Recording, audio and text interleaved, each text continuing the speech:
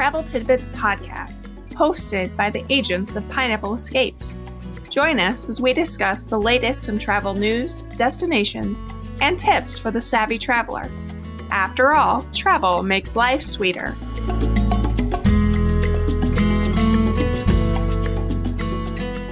Hey, travel friends, and welcome to episode 26 of the Travel Tidbits podcast. I'm Niki Jackson, one of the travel agents at Pineapple Escapes, and I'm joined this week with Leslie, another one of our fabulous agents, to chat about all things honeymoon related. So we are going to jump right in with our At the Core, and we are going to start chatting about when to start planning your honeymoon, where to go, and our top tips. So Leslie, why don't you go ahead and kick us off with, when do you think couples should begin the planning of the honeymoon? Okay. So, when you are engaged, you're so excited. You can't wait to start planning this wedding, and you're kind of thinking, like, where do you start? So, of course, I think, brides and their future husbands should start planning their wedding part first. Of course, you want to get the location and of course have a date and all these things set and try to get that taken care of. But I really think the next thing you need to do is to try to figure out, where do you want to go? And if you have a budget, and you need to go ahead and nail that stuff down just as soon as possible, really. As much as we plan these honeymoons, we have, in any travel for people, we have found that the longer you wait, availability goes away, prices go up. So if you know where you would like to go, if you and your fiance have discussed it and you have already figured out, go ahead, get that booked, speak to a travel agent, get everything lined out. And then that's just one less thing you have to worry about. Plus, it's something really exciting to look forward to. For sure. I almost even say, too, that it's almost like something that needs to be going hand in hand. The moment that you have your venue locked in place, that means you have your dates. And the moment you have your venue, that means you're also talking about budget. And so you're talking about, what do you want to spend on your wedding? So you also need to be having the conversation of, what do you want to spend on that honeymoon? In the beginning, you're also looking at wedding coordinators. In the beginning, you also want to be looking at travel agents, because there's so many moving parts that, as you just said, I've even dealt with, there's a lot of brides, even grooms, that they're like, okay, we got all of our wedding done. We're now like 4 months away, 3 months away from our wedding. Now let's start looking at our honeymoon. Right. And they start to become disappointed, because they're like, well, wait a minute. I thought this was going to be available, or I thought I would have this, or wait, it costs how much? And so they're not just mentally prepared for that.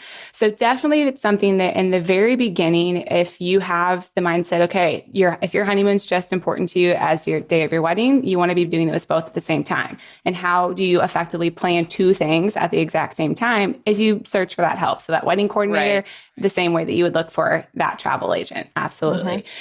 I even think about, too, one of the things that, and I'll mention this more with our tips, is the idea of when to go on a honeymoon. So if you, not only when you're planning it, but when should you be going on it? And there's a lot of debate around it. I feel like the stereotypical is you need to leave the very next day after your wedding. And I feel like that's really common. And you talk to some people that are very hard in that way, that absolutely the day after their wedding, like, we're going, that's when we want to do it.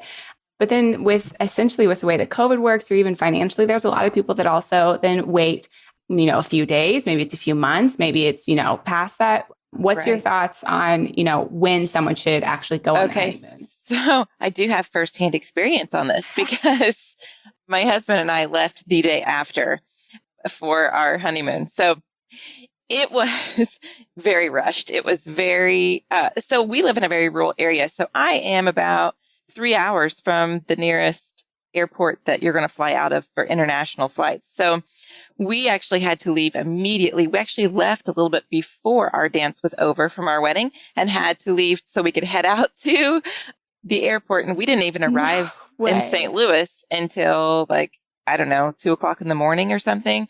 And so we got very little sleep that night before we had an early flight that morning. Now, we did get married, and when my husband was just finishing college. So we had a Thanksgiving break that we got married and had a honeymoon over. So we had to work with time there. We didn't have a lot of choice. And sometimes that is the case with people. Sometimes you are working on a time frame, and this is what you have, and you just have to make that do. And you can, and that is fine. If you have time, though, to work, I would definitely suggest giving it a day so you are not rushed. That way you have time to get to the airport, you have time to settle, and you just have time to sleep. For sure.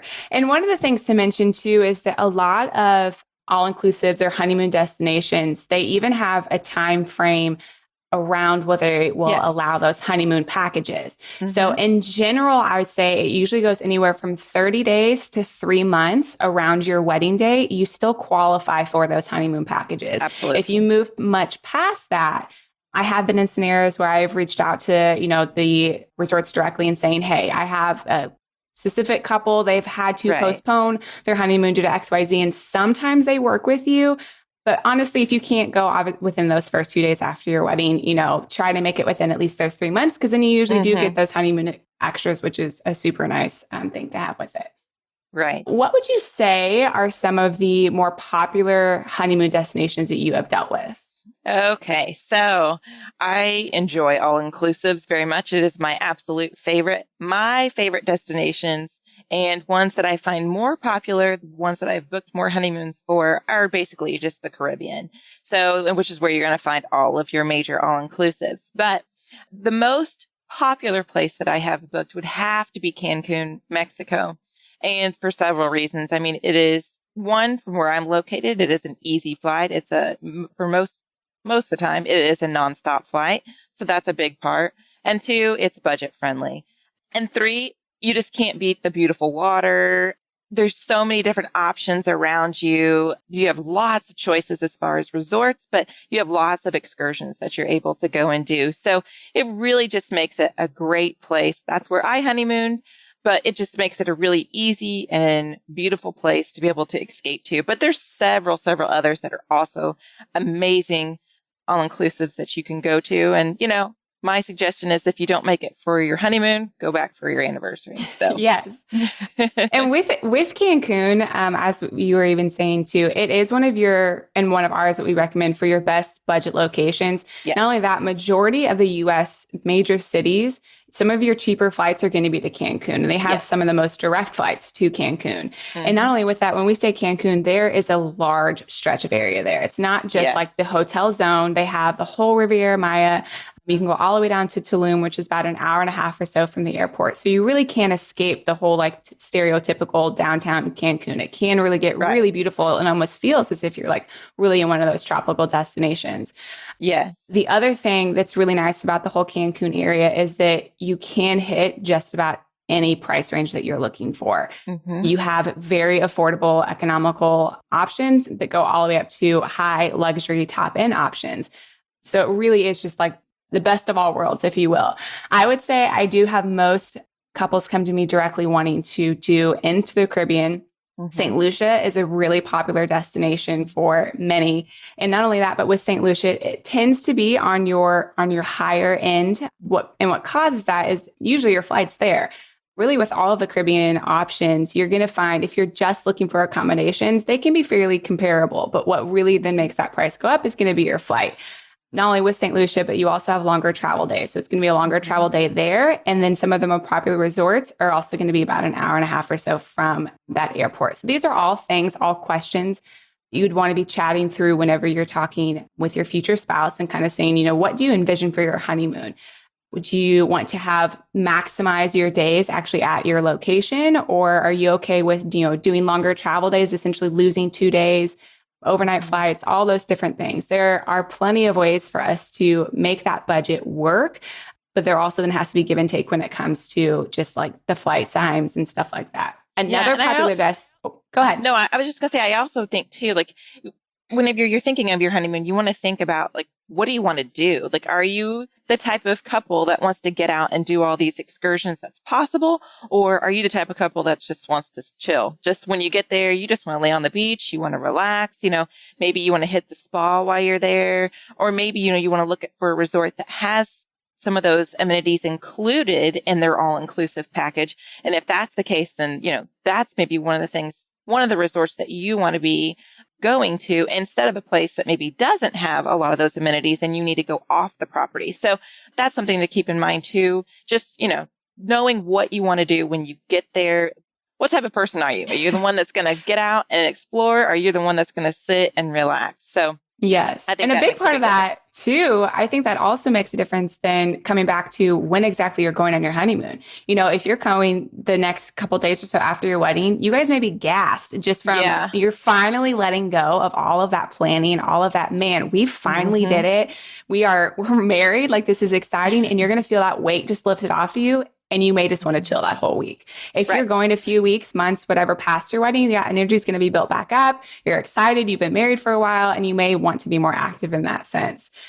Another destination that I get asked about a lot is just in general, the Bahamas. And specifically, people are looking for all-inclusives in the Bahamas. And this is always an interesting conversation because the Bahamas, as I see them, they are what I call a solid cruise port. They have phenomenal excursions and activities, beautiful waters, fun things to do, but not necessarily known for their all-inclusives. They do have the most popular hotel that's there, which is Atlantis, which would be a really cool honeymoon spot, but it's not all-inclusive. So those are all the things to think about too, is, if you have your mindset on a location and you're like, yes, I want to do all inclusive, I want to do here. Well, the more we start researching, the more we start talking, it may not be that perfect fit. So the Bahamas is a solid cruise spot, solid destination for activities, not so much if you're looking for that all inclusive feel. Right. Another one that we hit a lot too is Jamaica and the Dominican. This is what I would say it's budget-wise, you can kind of hit similar to Cancun, but sometimes it's going to be a little bit of a step up.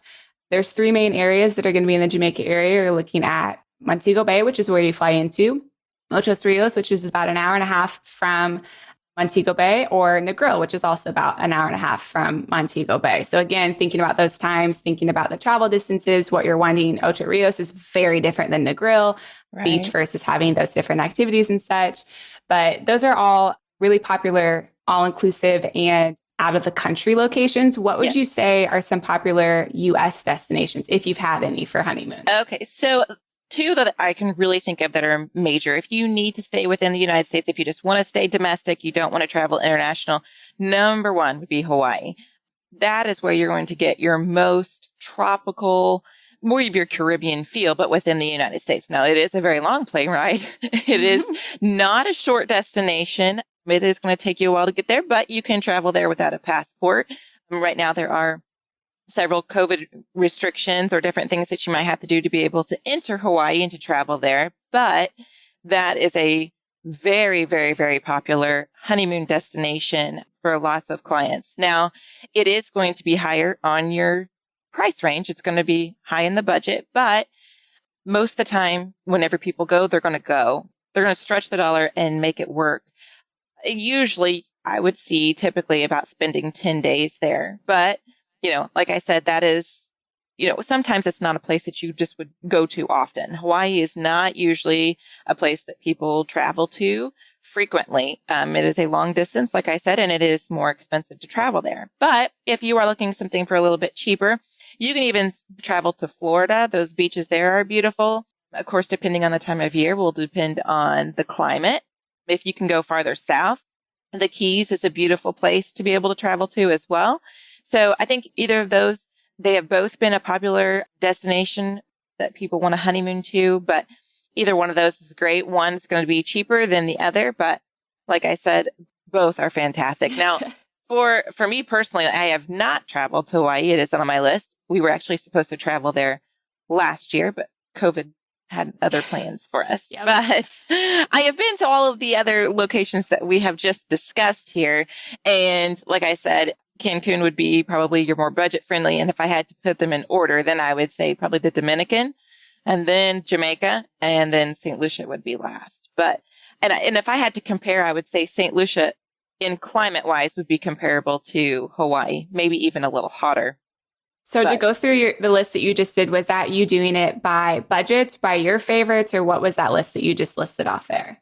That was listed by budget. So Cancun would have been the cheapest, then the Dominican, then Jamaica, and then St. Lucia. For sure.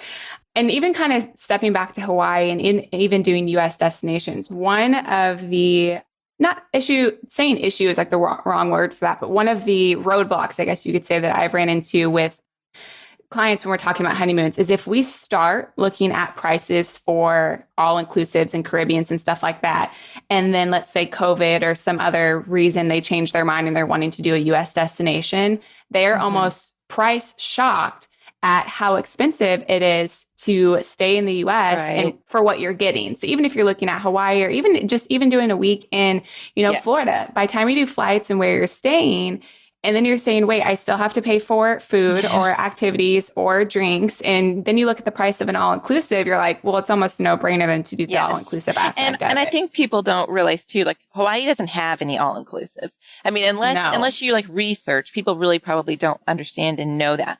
Hawaii, there's no all-inclusives there. All-inclusives are extremely limited. In the United States, I think there's maybe 2 that I can think of off the top of my head in the United States, and those are located in Florida. But Hawaii does not have that. So you are really looking at 2 different things. If you want to go to a place where you can sit back, everything's taken care of, you don't have to pay for anything except maybe leaving a tip, then you're looking at an all-inclusive. If that's not a major thing for you, if you maybe aren't going to take advantage of all the free drinks and just multiple snacks and food a day, then Hawaii is really a good choice for you. That would be perfect. If you are an adventurer, you want to get out, you want to explore, Hawaii would also be a great choice for you. So yeah, they're really 2 different things. Yeah, Hawaii, I almost gear towards more your active couples. Yes, there's really nice resorts where if you want to pay top dollar, you can definitely sit and you can relax on the beaches and they're beautiful. But for the time it's going to take you to get over there, I mean, even if you live in LA or over on the West Coast, the time it's going to take you to get over there and the number of islands that are there, it's almost just like, man, like there's so much to go do. There's so much to explore that you hate to sit on the beach. It's almost, and there's not only that, but there's so many beaches to go explore. So even if you're even if your activity is just, we're going to beach hop all day, like you're still moving and grooving throughout the place. So I gear Hawaii towards the active couples that are definitely wanting to, whether it's island hop or at least just kind of explore different areas. Hawaii, even right now, if you're thinking about honeymoons coming up here in the next 6 months or so, Hawaii is extremely popular to where we are seeing prices just higher than ever. And the whole rental car fiasco, we don't have to get into that too much, but in general, rental cars are almost triple per day than what they have ever been before. And I mean, it's just a mess. So if you are a person that while you're listening to this, you're like, hey, Hawaii sounds like the place that we want to go, that start now.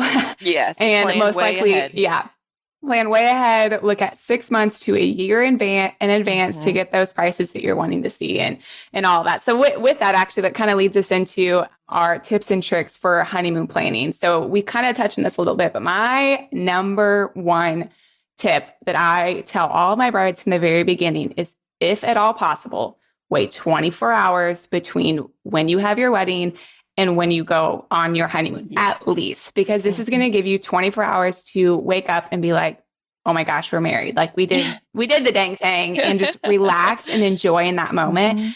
You also then have a full day to pack specifically for your honeymoon. There are so many things you are trying to pack and get ready for your wedding, because you're going to have that hotel stay that night, or you're going to stay with all of your bridesmaids that night. So you're getting all those things ready. So it's going to give you one full day to think fully on your honeymoon and how you can just transition and fully prep for that. If you can't do 24 hours, then my next piece of advice is at least have a flight be no earlier than noon. So again, you have that opportunity to sleep in. You're not leaving your dance early like what you did, Leslie. You're giving that full thing.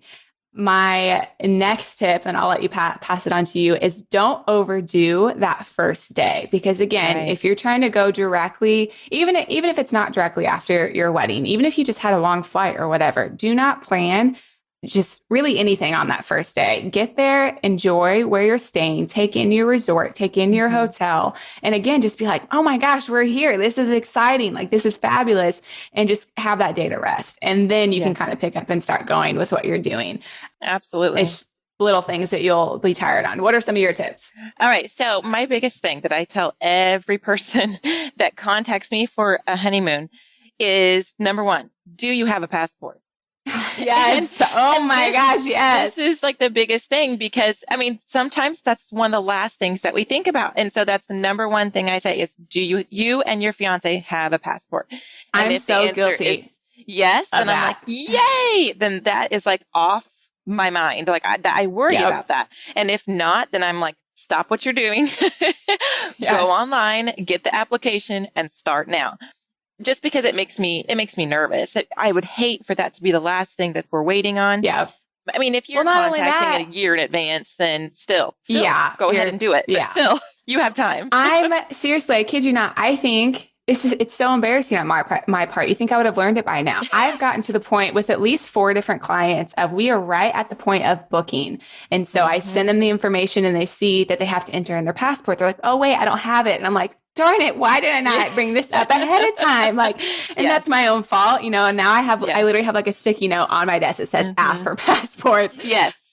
And they do. In general, this is, you know, things are different because of COVID and they're going to vary based off where you live as far as postal service and all that stuff. But we usually say at least 3 months it's going to take to get that whole process. Yes. So that's a fabulous tip. Yes. And so, you know, just from my personal experience, my daughter just received her passport and it did take 3 months and we did pay to expedite it. So, you know, I think just with the increase in people traveling right now, they are busy processing passports. So, and that's something, you know, we've had fiancés and brides and stuff really question, well, it's in my maiden name. That's okay. That's all right. If you have one and it's in your maiden name, that's fine. You're going to go ahead and we're going to book that trip still in your maiden name. As long as all the documents match, you're good to go. So no stressing about that. But I just really, that's my huge number one thing is passport. If you were going to leave the United States, well, I want to make sure that we have all of that stuff lined up and ready to go. And I don't want them to have to stress about it. I don't want to have to stress about it. But then my next tip then would just be to, if you were going to contact a travel agent, which of course we encourage you to do so, but if you're going to do that, then turn it over to your travel agent. Let the planning go to them. Just let your travel agent handle all of this, just like you would if it is your wedding planner. This person's going to have your best interests at heart. They are going to look for everything. They're going to have everything lined up, and it will be one less thing that you really do have to worry about. So really utilize your travel agent. Let them do all the planning. Let them contact you with any details that you might need to be notified about, but just turn it over to them and utilize that travel agent so you have one less thing to worry about. Yes. And I think both Leslie and I could go on probably all day with tips and tricks when it comes to honeymoon planning. But just beyond that, obviously, if you have questions, feel free to contact us because both her and I really love doing this. We value this special vacation for you guys a ton. So with that being said, let's move into our slice of life. And we're going to share a little bit about our honeymoons. So I got married, back in 2016. Why was that hard to think of? It's not that long ago. I know. So it was 5 years ago this past March, and my husband and I honeymooned in Jamaica at Secrets Wild Orchid in Montego Bay, and we did a full week. And I actually was really upset that we couldn't leave the day after our wedding because I had that mindset that I wanted to. But because of his work schedule, we actually had to wait a week. And looking back, it was the best week ever because I got all of our wedding invites done that week. Or not wedding invites. All of our wedding thank you notes. I got them all done in that week. And then we left on our honeymoon and it was like we were done. So I love that resort a ton. It was super nice because it's a quick 15-minute drive from the airport. The Secrets brand in general is a phenomenal just luxury brand, which is really nice. We love the swim up bar. I think that's our favorite thing. We did 2 excursions while we were there that actually our friends were able to pay for us, which was really cool as a wedding gift. We did a trip over to Dunn's River Falls, which is a super popular destination excursion in Jamaica. And then we also did a catamaran snorkel tour. So it was a phenomenal time. Loved it a lot. What about you? Where did you go? All right. So I have also done the Dunn's River Falls, but we went to Cancun for our honeymoon. And so we stayed at the Moon Palace. And let me just say, though, wherever you go for your honeymoon, whatever resort you stay at, I think it holds a special place in your heart. Like that is forever like your favorite place. So I feel that way about the Moon Palace, the Palace Resorts in Cancun. One of the awesome things about that is that if you stay at one, you can travel to the others for free. So the Moon Palace is a part of the Palace Resorts, so we could travel to all of them. So it was awesome. But we just really enjoyed. We had a beautiful suite with an ocean view, and it was just breathtaking. We did several different excursions while we were there, pretty much almost every day we did something. But wow. we got married in 2002, so it's been a while. It's been a little bit, about 19 years almost. So have you done an anniversary trip back there yet? Or are you planning one? Not yet. We are planning one, yes. But we're typically the type of people, though, that we want to go and see other places before we return. But we still have that on our list, and it's on our mind to go back. But, we just loved it. We went to the Chichen Itza. We went to, oh goodness, I can't even remember all the places. We did go snorkeling. We took a catamaran cruise to, I think, Isla Mujeres maybe, and snorkeled there. But, like when we got to go, we actually got to climb up the Chichen Itza and come down. So that is no longer a thing that you can do. But that was pretty cool that we can sit back and say, hey, we got to go up that. And it's now like one of the 7 wonders of the world. So anyway, that's just really cool. We did get to go and do that. And we just really enjoyed it. When you get married, you just have so much, I don't know. It's just such an exciting time. It's just blissful. Like it's something it is. I tell all of my girls who contact me when they're in that the season of being engaged. I don't know what it is about the engagement season that it's just, I loved it so much. It was such a special time in Nick and I's just like relationship of knowing where we're headed. And it was just so exciting. And then once you're finally married again, it's just like, oh my gosh, we did it. Like this is forever. We get to spend and like having that vacation to kick it off it's just so it's, there's just nothing better. So I love it a lot. All right. So that wraps up our combo for today. We are going to end it with our crushed it section.